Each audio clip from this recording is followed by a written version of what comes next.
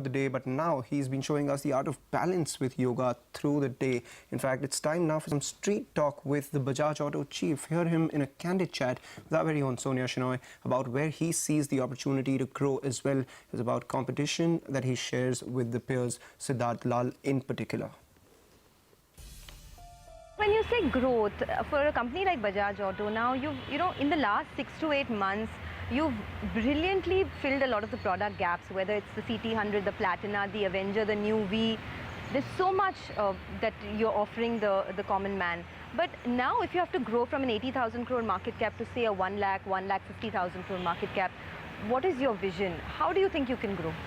You know, at least on paper, as most things are, it's I would say very obvious or very logical. You know, I lay it out in 3 phases. The first phase is the immediate opportunities. I mean, today we have now brought ourselves up, as you say, in the last 1 year to a nice 20% domestic market share.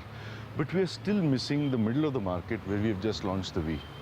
The V competes in a space of about 600,000 motorcycles. And today, between our Discover and the V, we are, despite our recent success, we are doing only 40,000 there.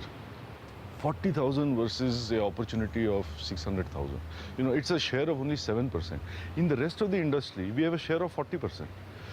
So the potential for a V or a Discover or maybe yet another brand to grow and take Bajaj from 40,000 to 100,000, 200,000, I think is a very real opportunity. Now it is up to our imagination and the effort we put into it, you know, how we exploit this opportunity. So I think this is one big opportunity.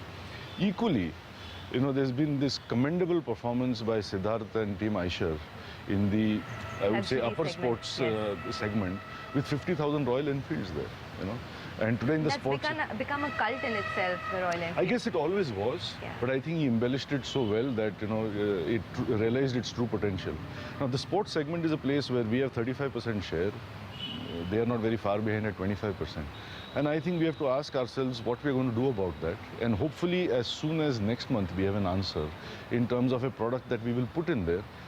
True to what I just said earlier, if Royal Enfield represents one extreme of, I would say, if I have to be unkind to Siddharth, a old, outdated, so-called classic-looking retro motorcycle is back in form. So we are going to put out a really snazzy, high-tech, fast, big, son of a gun motorcycle at the other end. So I realize that you're learning a lot from Siddharth's success in the Royal Enfield. What is the biggest learning, the biggest takeaway from the success of the Bullet? You know, I have been fortunate to have good friends like Siddharth, Aditya Ghosh at Indigo, I would say Vinod Dasari at Leyland, etc.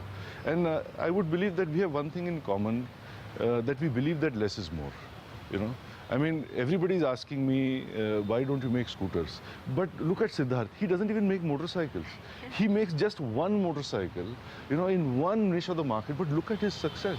A 50,000 crore market cap, a bottom line which is close to 400 crores a quarter, is just phenomenal. And he's very clear that, you know, this is who he is, this is his position, this is his asana, and he's always going to do that. I think it's the same for Vinod, it's the same for Aditya. And I think that is what we have in common. So we meet often, we share a lot of ideas, we learn from each other, we speak at each other's companies. Siddharth has often seen my new motorcycles even before my own board has seen it. You know, so there are no secrets in that sense. Friends, not foes. That's how Rajiv Bajaj sees the competition.